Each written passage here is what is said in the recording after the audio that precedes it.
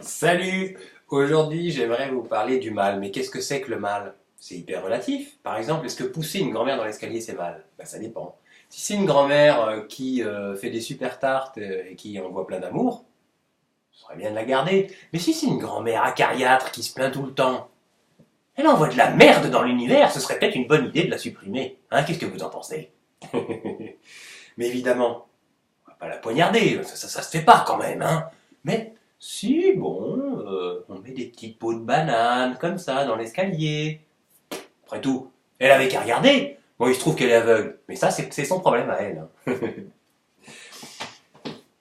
Alors, comme si en permanence dans ma tête, il y avait deux colonnes et que j'analysais mon comportement, celui des autres. Ah, c'est bien, c'est pas bien. Oh, qu'est-ce que c'est fatigant. Et si cette limite, on la faisait péter? Par exemple, je lisais un truc sur la mythologie et Mercure, dieu des voleurs. Ça m'a parlé, hein. Moi, j'aime bien chaparder comme ça une pomme. Et, et c'est jouissif finalement. Quand on fait quelque chose que la société dit ah, c'est pas bien. Et voilà, c'est jouissif. Alors que si on fait que tout ce qui est. Qu'est-ce qu'on s'emmerde si on fait que ce qui est permis, hein. Et il y a d'autres personnes qui nous enseignent le bien, le mal. Je trouve que c'est les autistes.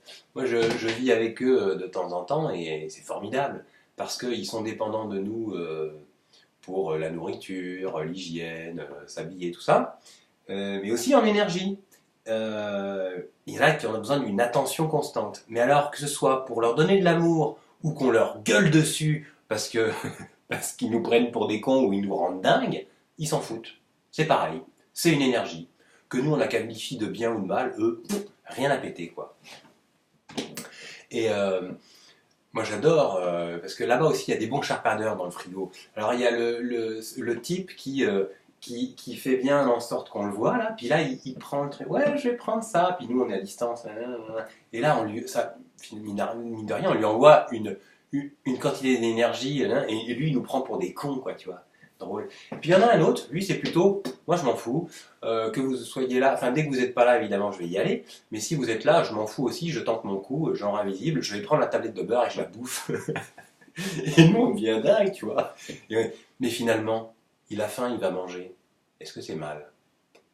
Ah, ça, c'est une grande question. Un autre truc, c'est que j'ai remarqué qu'il n'y a pas de temporel pour eux. C'est-à-dire que recherche de jouissance permanente, je veux une omelette. Ah, il a son omelette, il profite même pas de son omelette. Il est déjà dans je veux aller courir.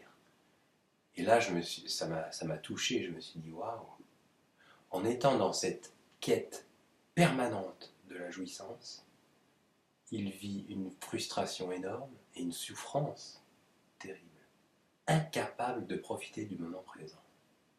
Oh, quel exemple, quel exemple. Merci.